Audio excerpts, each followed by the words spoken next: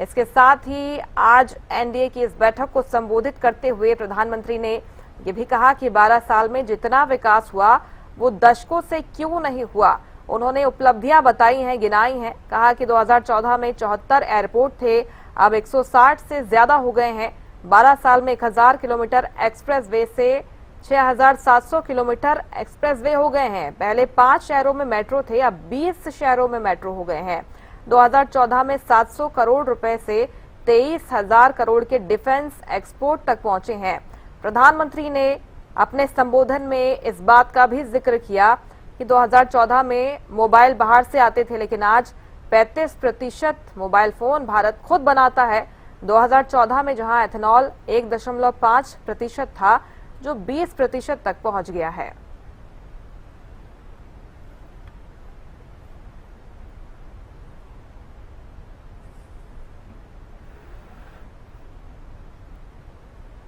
और चलिए इस पर चर्चा करेंगे। मेरे साथ खास मेहमान जुड़ रहे हैं, नेलो प्रवक्ता ओमकार सिंह जी हरियाणा न्यूज पर जुड़ गए हैं। ओमकार जी, बहुत स्वागत है आपका हरियाणा न्यूज पर। 12 साल पूरे हो गए हैं। प्रधानमंत्री नरेंद्र मोदी ने आज एक नया रिकॉर्ड भी कायम कर लिया है। बीजेपी एनडीए तो लगातार उन्हें बधाई दे रही है इन 12 सालों के लिए। आप किस तरह से देखते हैं उनके ये 12 साल? देखिए मुस्कान जी, हमें तो ये बताइए कि उपलब्धियां क्या हुई इन 12 सालों में, क्योंकि जनता रोजगार मांगती है। इन 12 सालों में कितने गरीब हुए, हमारा विश्व की गरीबी सूचकांक में कितना नंबर था, कितना हो गया, रुपए की वैल्यू कितनी थी, कितनी होगी। हमारे को तो आंकड़ों की बातें हजम होती हैं जी, जुबानी बातें हजम नहीं होती। ठीक है, नेहरू जी का रिकॉर्ड तोड़ दिया, बधाई बहुत बहुत। लेकिन हमें तो ये बताइए, भारत चौथी बड़ी अर्थव्यवस्था था, अब छठी हो गया। हमें तो ये बताइए, 2022 में किसानों की आय दुगनी करनी थी, हो गई क्या? 2022 में प्रधानमंत्री जी ने कहा था कि प्रत्येक व्यक्ति के सर पर छत, छत के नीचे नल, नल में जल होगा। क्या हो गया? क्या 2 करोड़ रोजगार प्रतिवर्ष देने की बात हुई थी, दिए क्या? 100 स्मार्ट सिटी के हिसाब से स्मार्ट सिटी बनानी थी, बने क्या? बुलेट ट्रेन आनी थी, आ गई क्या? बहुत सी बातें हैं, सिर्फ बातें करने से बात नहीं बनेगी, हमें तो बताना पड़ेगा। 50 लाख करोड़ का कर्ज था भारत के ऊपर 2014 में, आज 255 लाख करोड़ का कर्ज हो गया। जिस वक्त 2014 में बीजेपी ने सत्ता संभाली, अंतरराष्ट्रीय बाजार में क्रूड ऑयल की कीमत $160 प्रति बैरल थी। कोरोना काल में कीमत कम होकर $30 रह गई प्रति बैरल। आपने कभी सुना है कि बीजेपी में राज में पेट्रोल, गैस और डीजल के रेट कम हुए हो? 370 रुपए का गैस का सिलेंडर था, जो आज 975 रुपए का है। डीजल 45 से 47 रुपए लीटर था, आज 100 से 105 रुपए लीटर है। पेट्रोल 65 से 67 रुपए लीटर था, 35 रुपए की बात कही थी, आज 110 रुपए लीटर है। बेरोजगारी दर कितनी है? 96 के करीब पेपर लीक हो चुके हैं। अभी अभी नीट का और 3 पेपर और लीक हुए हैं। धर्मेंद्र प्रधान का इस्तीफा मांगा जा रहा, इस्तीफा नहीं लिया जा रहा। इस शासनकाल में एक चीज हमने खास देखी, जितनी बड़ी मर्जी दुर्घटना हो जाए, कोई घटना हो जाए, इस्तीफा किसी का नहीं लिया गया। पहलवान लड़कियां जंतर मंतर पर धरना देती रही, पिटती रही, इस्तीफा बृजभूषण शरण का नहीं लिया गया। हरियाणा में संदीप सिंह के ऊपर आरोप लगे, केस दर्ज हुआ, इस्तीफा नहीं लिया गया। आप देखिए, अहमदाबाद एयर क्रैश हुआ, कितनी बड़ी घटना है, किसी का इस्तीफा तो दूर दूर तक दिखाई कोई नहीं दिया। पहले रेल दुर्घटना होती थी और रेल मंत्री अपना इस्तीफा सौंप देते थे। बीजेपी सरकार में तो रिवाज है इस्तीफा नहीं देना। मुझे ये बता दिया जाए कि इस 12 वर्ष में गरीब आदमी की स्थिति क्या है। मैं राजनाथ सिंह जी का बयान देख रहा था, उनके बयान में बताया गया कि पिछले 9 वर्षों में 25 करोड़ गरीब अमीर हो गए, मतलब 25 करोड़ गरीब कम हो गए। और ये 25 करोड़ के बावजूद आज 82.5 करोड़ गरीबों को 5 किलो अनाज दे रही है मोदी सरकार। अब आप समझ सकते हो कि जिस 135 करोड़ की जनसंख्या में 107.5 करोड़ गरीब हों, वो विश्व गुरु की तरफ जा रहे हैं। हमारा भी दिल चाहता है कि हम विश्व गुरु बने। हमारी भी इच्छा है कि हमारे नाम का डंका बजे भारत के नाम का। अभी परसों की खबर आपने पढ़ी होगी कि हॉर्मुज स्ट्रीट में भारत का जहाज खड़ा था, अमेरिका ने हमला कर दिया। हमारी विदेश नीति कहां चली गई? पहले रूस हमारा पारंपरिक मित्र था, अमेरिका हमारा ना मित्र था ना शत्रु था, हमारे बैलेंस रिलेशन थे। ईरान इजराइल की जंग से पहले जब से मोदी जी इजराइल में गए, वहां जाके इन्होंने कहा India is Motherland, Israel is fatherland. मैं अनपढ़ बंदा हूं, मेरे को ये बता दो इजराइल इज फादरलैंड का मतलब क्या है? बड़े अफसोस की बात है, हमारी विदेश नीति में रूस जैसे पारंपरिक दोस्त हमारे से दूर हो गए। विदेश नीति की बात करें ओमकार जी, आप कह रहे हैं कुल मिलाकर हर मोर्चे पर भारतीय जनता पार्टी विफल रही है और 12 साल के आंकड़े पेश किए जा रहे हैं झूठे हैं। ठीक है ओमकार जी, समय जरा कम है, सेकंड राउंड में आती हूँ आपके पास। ओमकार जी आती हूँ आपके पास, लौटती हूँ। बाकी मेहमानों को एक बार जोड़ लूं मैं। श्री सतपाल रोड कांग्रेस प्रवक्ता हमारे साथ जुड़ गए हैं, सर स्वागत है आपका हरियाणा न्यूज पर। बीजेपी प्रवक्ता भूपेंद्र गहलावत जुड़ गए हैं, आपका भी बहुत स्वागत है भूपेंद्र जी। वरिष्ठ पत्रकार राजेंद्र जादौन जी हमारे साथ जुड़ गए हैं, आपका भी बहुत स्वागत है। सतपाल रोड जी, आपने सुना होगा क्या कह रहे थे प्रधानमंत्री नरेंद्र मोदी अपने संबोधन में। जिक्र कर लेते हैं अगर उनके संबोधन की बड़ी बातों का, तो उन्होंने ये बताया है कि कांग्रेस के शासन में जनता परेशान थी और बुनियादी सुविधाओं के अभाव से लोग काफी परेशान थे। लेकिन मेट्रो की बात कर ले, इंफ्रास्ट्रक्चर की बात कर ले, एक्सप्रेसवे की बात कर ले, हर क्षेत्र में बीजेपी ने अभूतपूर्व काम किया है। आज तो एक नया रिकॉर्ड भी प्रधानमंत्री के नाम बन गया है। आप किस तरह से देखते हैं उनके कार्यकाल को? मुस्कान जी, सबसे पहले मैं आपका और आपके चैनल का, जो मेरे साथी हैं पैनलिस्ट और हरियाणा की जनता को राम राम नमस्ते जी। देखिए, मैं बधाई देता हूं मोदी जी को कि उनके 12 साल पूरे हुए हैं, उसमें कोई शक नहीं, ना इनको कोई झूठ बता रहा। लेकिन क्या जरूरत है इनको इतना बड़ा जश्न मना रहे हैं? हमारे स्वर्गीय पंडित जवाहरलाल नेहरू जी ने 15 अगस्त 1947 से और जब तक डेथ नहीं 63 तक उनका राज रहा है, लेकिन उन्होंने तो कभी ऐसा जश्न नहीं किया। और जिस टाइम प्रधानमंत्री जी ने, हमारे स्वर्गीय प्रधानमंत्री पंडित जवाहरलाल नेहरू जी ने जो विकास किया, उनकी तुलना कर लीजिए और इनकी कर लीजिए। सुई से लेके जहाज तक हमारे स्वर्गीय प्रधानमंत्री जी ने बनाया है। लेकिन हमें ऐसे मतलब जश्न की जरूरत नहीं है, क्योंकि कोई एहसान नहीं कर रहे, क्योंकि उनका फर्ज बनता है देश के प्रधानमंत्री का हमारे। और वो एक स्वतंत्रता सेनानी के तौर पर इन्होंने कोई मतलब शहादत नहीं दी। कांग्रेस के लीडर्स ने तो, सोनिया गांधी ने शहादत दी, स्वर्गीय राजीव गांधी जी ने शहादत दी, लेकिन जो काम स्वर्गीय इंदिरा जी ने किया, स्वर्गीय पंडित जवाहरलाल जी नेहरू जी ने किया और राजीव गांधी जी ने किया, उसकी तुलना में ये सिर्फ झूठ बोलने में जरूर माहिर रहे हैं। इन्होंने आज तक कुछ भी नहीं किया। कोई खास एम्स नहीं बनाए, सफदरजंग एम्स या झांडली, सारे के सारे तो इन्होंने ही बनाए हैं, कांग्रेस के राज में हुए हैं। लेकिन ये झूठ बोलने में माहिर है। हाँ, इनके राज में, जब से इनका राज आया, पेट्रोल डीजल का रेट देखो, गैस सिलेंडर का देखो। हाँ, एक जरूर हुआ, एक रिकॉर्ड जरूर बना है, धरना प्रदर्शन सबसे ज्यादा बीजेपी के राज में हुए हैं। आप इतिहास को उठा के देख सकते हो।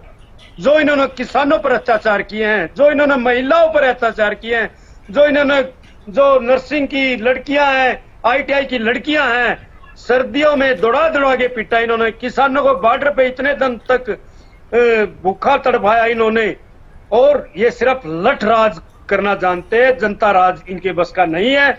ये बीजेपी की एक चाल है। सिर्फ हाँ, इनका एक रिकॉर्ड जरूर है, ये झूठ बोलने में रिकॉर्ड तोड़ बात करते हैं, क्योंकि बेरोजगारी, भ्रष्टाचारी आज के टाइम गरीब आदमी के लिए इन्होंने कुछ नहीं दिया है। सिर्फ दिया है अडानी को और अंबानी को इन्होंने सब कुछ दिया है, बाकी जनता को इन्होंने पीसा है। और या अपने लीडर्स इन्होंने बनाए हैं, जो कि कुछ जो बड़े बड़े लीडर हैं इनके बीजेपी के और बड़े बड़े उद्योगपतियों के, और जो खासतर में मैं आप बुरा मत मानना, कुछ मीडिया हैं जो इन्होंने उनको फायदा पहुंचाया, आम जनता तक कुछ भी नहीं दिया है। सर, हम क्यों बुरा मानेंगे? देखिए, हम तो जो सवाल है वो उठा रहे हैं, हमें जो सवाल करना वो जी मुस्कान जी, नहीं मुस्कान जी, हाँ जी बताइए। कुछ मीडिया बोला मैंने, इसलिए कुछ भी हो सकता है, लेकिन सिर्फ आज तक कोई भी काम बता दे कि बीजेपी ने ये राज किया है। सिर्फ बीजेपी ने ये काम सिर्फ एक किया है, चुनाव हेरा फेरी से कैसे जीता जाए। और रही 2 साल का जो बाकी बनवास बचा है जनता का, वो जल्दी खत्म हो जाएगा। और आने वाले समय में कांग्रेस जनता की ओर देख रही है और जनता कांग्रेस की तरफ देख रही है। अच्छी बात है। भूपेंद्र गहलावत जी, रिकॉर्ड बड़ा या 12 साल का रिपोर्ट कार्ड? क्योंकि विपक्ष की बातों को हम सुनते हैं तो यही समझ आता है उनके मुताबिक कि रिपोर्ट कार्ड बड़ा खराब रहा है बीजेपी का। पहले तो मैं आपको, अपने कांग्रेस साथियों को और हरियाणा प्रदेश की जनता को दस्तों को नमस्कार करता हूँ। आज बहुत ही गर्व का दिन है। आज पूरे 12 वर्ष आदरणीय नरेंद्र मोदी जी के निर्वाचित प्रधानमंत्री होने का रिकॉर्ड है, तो सबसे ज्यादा लंबे समय तक निर्वाचित प्रधानमंत्री होने का है। हमारे सरकार ने जब नरेंद्र मोदी जी जब सत्ता में आए, उन्होंने विभिन्न परियोजनाएं, विभिन्न योजनाएं पर काम किया। पहले तो इन्होंने हमारी जो ऐतिहासिक बातें थी उनको सिर्फ किताबों तक सीमित रख दिया था। जब आदरणीय नरेंद्र मोदी जी 2014 में सत्ता में आए तो उन्होंने कितनी बड़ी योजनाएं लागू की। 370 हटाने का काम किया, और जो हमारी विरासत और संस्कृति किताबों तक सीमित रह गई थी उनको पटल पर लाने का काम किया।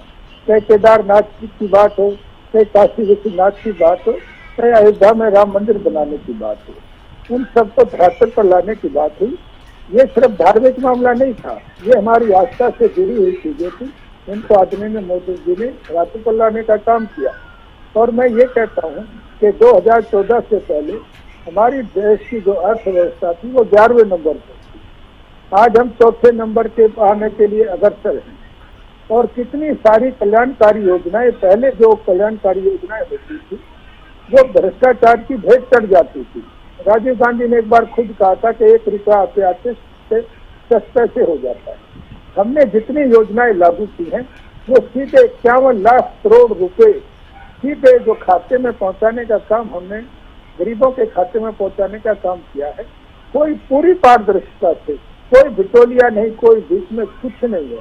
और देखिए, मैं ये कहता हूँ कि हर घर से जल देने की योजना, कितनी बड़ी योजना हमारे आदरणीय नरेंद्र मोदी जी ने लागू की। 60 करोड़ लोगों को आयुष्मान योजना के तहत स्वास्थ्य सुरक्षा देने का काम किया। 12 करोड़ शौचालय बनाने का काम किया स्वच्छ भारत के तहत। और 11 करोड़ औरतों को जो धुएं से जिनकी जवानी में आंखें खराब हो जाती थी, उनको उज्ज्वल योजना के तहत 11 करोड़ लोगों को सिलेंडर और चूल्हा देने का काम किया। और मैं तो ये कहता हूँ, कितनी बड़ी आपदा कोविड के रूप में आई थी, तो हमारा देश तो आयात करता था वैक्सीन का। हमने उस आपदा को अवसर के रूप में लिया और हम वैक्सीन में आत्मनिर्भर ही नहीं बने, बल्कि 60 से अधिक देशों को मानवता के आधार पर हमने वैक्सीन देने का काम किया। और उस तरीके, उस संकट से 60 देशों को बचाया और अपने को भी पूरी तरीके से सुरक्षित रख करके और वैक्सीन में आत्मनिर्भर बने। आज मैं ये कहता हूँ कि हमारा देश आत्मनिर्भरता की तरफ कितनी तेजी से बन रहा है। आज सैनिक उपकरण हम बनाने लगे हैं, डिजिटल का सारा सिस्टम हमने बना लिया, मोबाइल का सारा सिस्टम, मैन्युफैक्चरिंग का सारा काम डिजिटल का जो टाइम लाए थे वो राजीव गांधी जी लैपटॉप और आधार कार्ड के साथ। अरे मैं आपकी बात को टोक रहे हो, आप झूठ बोल रहे हो। आप झूठ बोलते हो, झूठ नहीं बोलनी चाहिए आपने कैमरे के सामने आके। अरे भैया मैं बीच में नहीं बोला था, भूपेंद्र जी मैं देखिए बीच में नहीं मुख्य बोला आपत्ति था। है कि बेरोजगारी बढ़ गई है और जो देखिए, गैस तेल संकट है उसके कारण जनता आप- परेशान हो रही है। मुस्कान जी, गरीबी मिटाने आपके का ध्यान आप होगा, वादा आधार करते कार्ड हैं, अरे लेकिन बात- इसके बावजूद जनता अरे बात- परेशान हो मनमोहन रही सिंह है। सरदार अरे आपने भैया, बड़े बहुत बड़े पहले निर्णय क्या लिए। बोले सतपाल थे? जी, ये सतपाल जी, बीजेपी की। सतपाल जी प्लीज, मैं सतपाल जी, आपके लौटूंगी बीच में पास। नहीं आपने बोला जो था। आपत्ति रखी थी मैंने जी, सवाल मुस्कान। पूछा देखिए है, राजीव सवाल गांधी पूछा तो है, ये सुन भी लेते हैं। कहता था, अरे राजीव गांधी ने तो ये भी कहा था 1 रुपया ऊपर से आता तो 10 पैसे मिल जाते। हाँ तो बात ये है ना कि अगर कहीं अरे लूप वो होल सच होता नहीं है, बोलते थे। सुनिए, आपके सुनिए, भूपेंद्र जी, इस प्रधानमंत्री इतना भूपेंद्र झूठ जी। नहीं बोलते थे देखिए, राजीव गांधी जी। मुस्कान हाँ वो बात सच यही है ना, है। कहीं ऐसा तो सच नहीं के है इनको- कि उन्हें देखिए, कहीं लूप होल इनको- दिखता था, मानते थे कि कहीं हाँ। पर कोई दिक्कत है, परेशानी है, गलती हुई है। आपके प्रधानमंत्री आप तो झूठ आप के तो सिवा कुछ एक्सेप्ट ही बोलते नहीं ही नहीं। करते, मुस्कान सब कुछ जी, ठीक है। ये कांग्रेसियों आपको को आप मानना थोड़ा सा पड़ेगा, सिस्टम भी इनको समझाइए। प्रधानमंत्री है ये। ठीक है सतपाल अरे जी, भाई ऐसे आप बीच में चैनल मत पे बोलिए, बोल रहे हो, सब इनको थोड़ा सिस्टम भी समझाइए, दूसरों के बीच में नहीं ठीक है, बोला हाँ, करते। हाँ, मैंने कहा जब ये उनसे। बोले,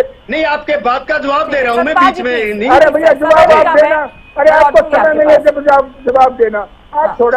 आप थोड़ा सा डेकोरम भी समझिए। आप प्रवक्ता बोलिए के रूप बोलिए पर- बोलिए आप मुस्कान आगे मुझे आप मौका चैनल दीजिए। पर आए हो। मैं तो ये समय- कहना समय चाहता हूँ कि बोलिए। राजीव गांधी ने तो खुद ही हाँ। कहा था जो 1 रुपया ऊपर से बोलिए, आता है। बोलिए, सतपाल जी, समय सतपाल आपका जी, बोलिए। प्लीज रुक जाइए आप। हाँ सर, अरे बोलिए भैया, आप। भूपेंद्र जी मैं ये बोलिए। कहता हूँ, इस भाई ने बीच में सवाल उठा दिया, तब कौन सा डिजिटल था जब राजीव गांधी खुद कहते थे 1 रुपया ऊपर से आता है, नीचे 10 पैसे पहुंचते हैं। आज 54 लाख करोड़ रुपया हमने सीधे गरीबों के जिनके लिए योजनाएं थी उनके खाते में भेजने का काम किया है, पूरी पारदर्शिता से, कोई बिचौलिया नहीं, कुछ ठीक है, नहीं। आपके अपने दावे हैं, लेकिन विपक्ष की आपत्ति यही है कि आप हमेशा झूठे आंकड़े पेश करते हैं। जमीनी स्तर पर जो सच्चाई है उसे छुपाने का काम बीजेपी करती है। लौटेंगे सर आपके पास। वरिष्ठ पत्रकार राजेंद्र जादव जी हमारे साथ जुड़े 54 हुए लाख हैं। करोड़ रुपए आए, ठीक है, 54 सर। लाख करोड़ रुपए आंकड़ों की बात हाँ, है। ठीक है, मैं समझ गई आपकी बात, समझ गई मैं। भूपेंद्र जी लौटती हूँ। राजेंद्र जी, आपको क्या लगता है, क्योंकि आज प्रधानमंत्री नरेंद्र मोदी ने पंडित जवाहरलाल नेहरू का रिकॉर्ड तोड़ दिया है, इसे सिर्फ रिकॉर्ड के तौर पर देखें या फिर विपक्ष के लिए चेतावनी, क्योंकि ये कहा जा रहा है कि विपक्ष अब लगभग समाप्ति की ओर है।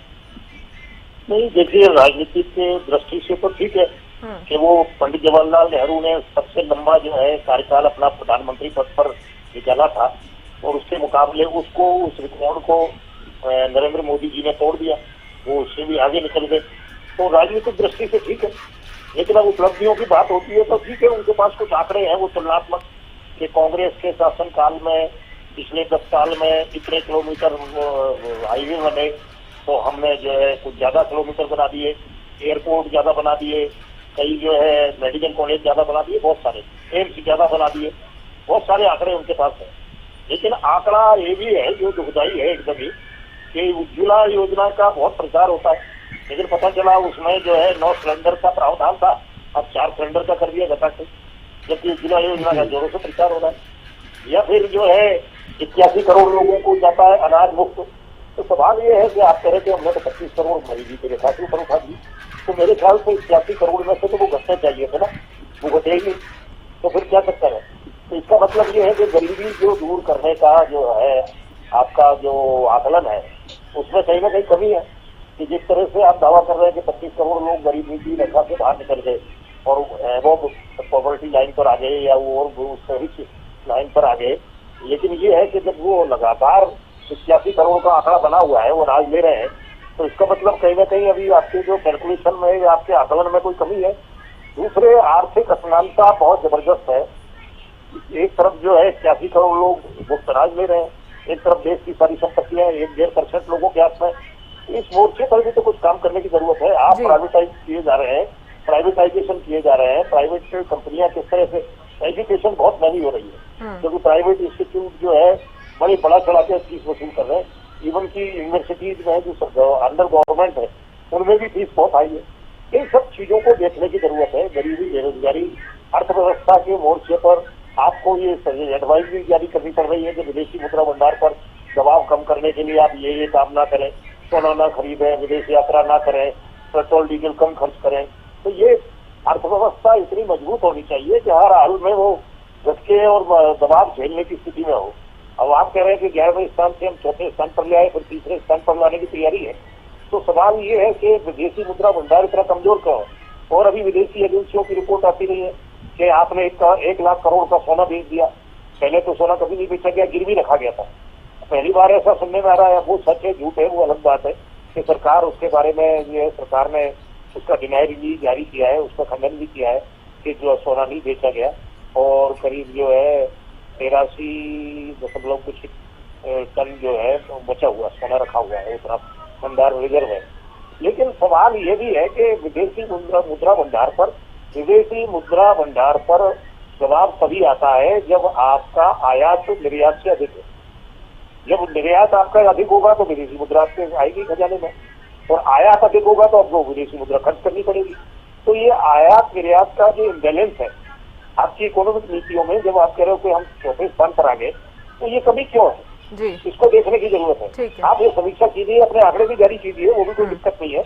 अगर तुलनात्मक रूप से आपने अच्छा काम किया तो आप दिखाइए कि हमने ये किया है कि पुल ज्यादा बन गए, एयरपोर्ट ज्यादा बन गए, रोड ज्यादा बने हैं, बहुत किलोमीटर हमारी पिछली सरकारों से ज्यादा है, और एम्स ज्यादा खुल गए, मेडिकल कॉलेज ज्यादा खुल गए, बहुत सारी चीजों पर है। लेकिन सवाल ये है, अब हवाई चप्पल वाला जो है उड़ान योजना के तहत हवाई यात्रा नहीं कर पा रहा, उसको तो महंगे टिकट ही लेने पड़ रहे हैं। जो भी इन चीजों में महंगे टिकट लेने की क्षमता है वही हवाई यात्रा कर पा रहे हैं।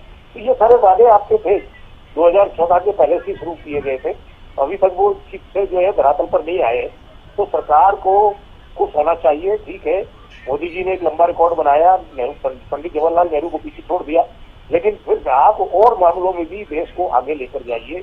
क्योंकि पहले जो है 2014 में सत्ता में आने से पहले 2006-7 के दौरान 5 के दौरान भारतीय जनता पार्टी का नेतृत्व ये कहता था कि आजादी के बाद जो दूसरे देश थे वो बहुत तरक्की कर गए और हिंदुस्तान पीछे पड़ रह गया, और उसकी जो है प्रोग्रेस की गति बहुत धीमी है।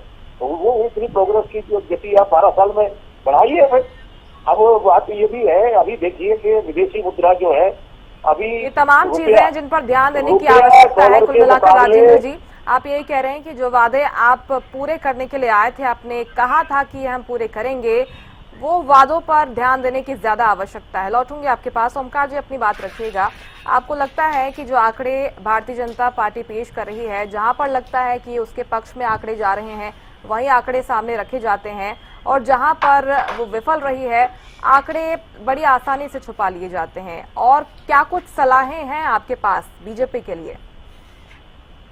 मुस्कान जी, ये सरकार विनिवेश और निजीकरण की तरफ क्यों जोर दे रही है? बस मैं तो ये पूछना चाहता हूँ।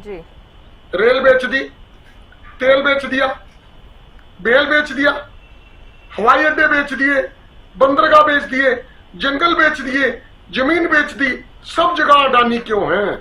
सब जगह अंबानी क्यों है? ये आय और संपत्ति में विषमताएं, गरीब और गरीब हो गया, अमीर और अमीर हो गया, ये क्यों हुआ? मेरे को तो इतना पता, जिस देश का राजा व्यापारी हो जाता है प्रजा भिखारी हो जाती है। आज परिस्थितियां ऐसी हैं। आप याद कीजिए, नोटबंदी के टाइम में प्रधानमंत्री श्री नरेंद्र मोदी जी ने कहा था, बहनों भाइयों 50 दिन का समय दे दो, मेरी अगर कोई गलती निकल जाए जिस मर्जी चौक में बुला लेना, जो सजा देश देगा मैं स्वीकार करूंगा। बताइए नोटबंदी के क्या फायदे हुए? क्यों कह रहे हैं ओमकार जी की एनडीए के ग्रोथ रेट में काफी अंतर है? देखिए मेरे को मुस्कान जी, मेरे को अपनी बात पूरी करने दीजिए, मैंने बीच में नहीं टोका। पूरी कीजिए सर। देखिए, बीच में टोकने से ना बंदे का फ्लो टूट जाता है। सवाल आप बताइए आज शिक्षा व्यवस्था क्या है? सुनिए, आज शिक्षा व्यवस्था क्या है? मैं हरियाणा की बात करूंगा। 22,000 करोड़ से ऊपर का बजट है। राइट टू एजुकेशन में 66,217 सीट है बच्चों के लिए। और भरी कितनी गई है मालूम है आपको? मात्र 1100-1200 सीट भरी गई। जब बच्चों की एडमिशन का समय था उसमें यह लिखा आया कि 0 से 3 किलोमीटर तक स्कूल में एडमिशन हो जाएगी। जब बच्चों के आवंटित होगी सीटें और दाखिले का टाइम आया तब 0 से 1 किलोमीटर कर दिया। किसने कहा ये करने के लिए? बच्चे एडमिशन हो ही नहीं भाई। आज महिलाओं की सुरक्षा कहां है? महिलाओं के प्रति अपराध क्यों बढ़ रहे हैं? और महिला सुरक्षा की परिस्थिति क्या है? महंगाई और भ्रष्टाचार ऑल टाइम हाई है। उसमें रुपये की कीमत 67-68 रुपए थी। तो मोदी जी ने कहा था जिस देश का रुपया गिरता है उस देश की सरकार गिरती है, प्रधानमंत्री गिरता है। आज रुपया 97 रुपए के करीब हो गया और 100 पार हो जाता। मेरे भाई विश्लेषक की बात से मैं एग्री हूं। जो खबरें आ रही हैं 1.14 लाख करोड़ का सोना बिकने की खबर आ रही है। अब सच है या झूठे है सरकार बताए, लोकतंत्र है, सरकार का बताना धर्म है। आप बताइए 15 लाख रुपए हमारे को देने का वायदा किया था। ये तो देख लेते हैं सैटेलाइट से कि किस किसान के खेत में आग लगी है, पराली जली है। इनको ये नजर नहीं आया आज काला धन देश का जो लाने का वायदा किया गया था, जिसके बारे में कहा गया था हर एक व्यक्ति को 15 लाख रुपए मिलेंगे, वो क्यों नहीं आया? हवाई जहाज में हवाई चप्पल वाले को बिठाने का वायदा किया था, साइकिल पे चढ़ा दिया। आपके सामने है परिस्थितियां। आज देश और प्रदेश में इतना कर्ज क्यों है? क्या एक कोई नई इंडस्ट्री लेके आए? 20,000 करोड़ विदेशी यात्रा पर लगे प्रधानमंत्री जी की। विदेशी निवेश कहां आया, किस देश से आया, कितना आया? मनोहर लाल खट्टर जी और नायब सिंह सैनी जी भी विदेशी यात्रा पर गए। ये तो बता दो कितने करोड़ का निवेश किस देश का आया और हरियाणा के किस नुक्कड़ में लगाया? आपकी बातों का आज परिस्थितियां बस खत्म करता हूँ, लास्ट बात करके खत्म करता हूँ, लास्ट बात करके खत्म करता हूँ। आज परिस्थितियां ऐसी हैं कि प्रत्येक व्यक्ति परेशान है।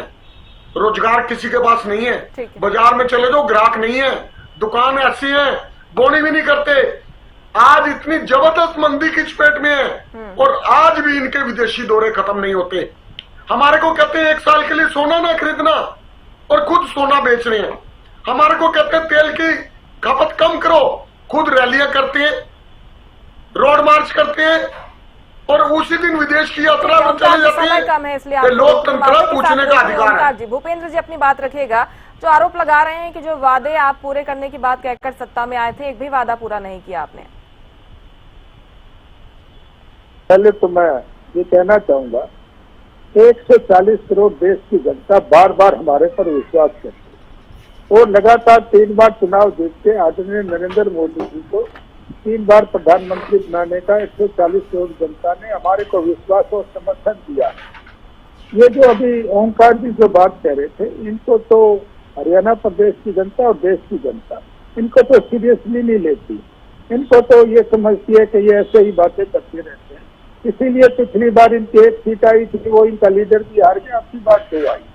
इनको तो लोग सीरियसली लेते ही नहीं है। ये क्या कहते हैं नहीं कहते हैं इस पर मैं नहीं जाना चाहूंगा, लेकिन मैं तो एक बात स्पष्ट तौर पर कहना चाहता हूँ कि डेमोक्रेसी में फैसला जनता करती है कि किसका काम अच्छा है और किसका काम अच्छा नहीं है। अगर हमारा काम अच्छा ना होता तो हमारी बार बार हमारे पर देश की 140 करोड़ जनता विश्वास न करती। आदरणीय नरेंद्र मोदी जी के नेतृत्व में जो हमारे देश की छवि उभरी है, पहले हमारे देश के प्रधानमंत्री दूसरे देशों में जाते थे तो उनके साथ क्या व्यवहार होता था। आज आदरणीय नरेंद्र मोदी जी जब विदेशों में जाते हैं, कोई सेल्फी लेने की होड़ करता है, कोई उनके सिग्नेचर लेने की बात करता है। एक नई छवि स्थापित हुई है। सर रोक रहे हैं आपको समय का, मैं जल्दी से लास्ट कमेंट सतपाल जी बोलिए। जी मुस्कान जी, मेरे दोस्त ये पूछना चाहता हूँ, क्या सब जनता के सामने हमारे प्राइम मिनिस्टर मोदी जी ने ये अनाउंस नहीं किया था कि 75 साल की उम्र में हम रिटायरमेंट लेंगे? पहला झूठ ये 15 लाख देने का झूठ बोला। वो आज देश की अर्थव्यवस्था इतनी खराब है कि 112 लाख उम्र लेके आप देश के सामने झूठ बोलते हो। और तमाम बातचीत हमसे करने के लिए 12 साल पूरे हो चुके हैं। प्रधानमंत्री नरेंद्र मोदी ने एक नया रिकॉर्ड कायम कर लिया है और इस रिकॉर्ड के बाद उपलब्धियां भी गिनाई हैं। उपलब्धियों में कितना दम है, अपनी बात जनता तक पहुंचा पाते हैं या नहीं, देखना होगा। फिलहाल इस खास कार्यक्रम में मेरे साथ इतना ही। आप देखते रहिए हरियाणा न्यूज। नमस्कार।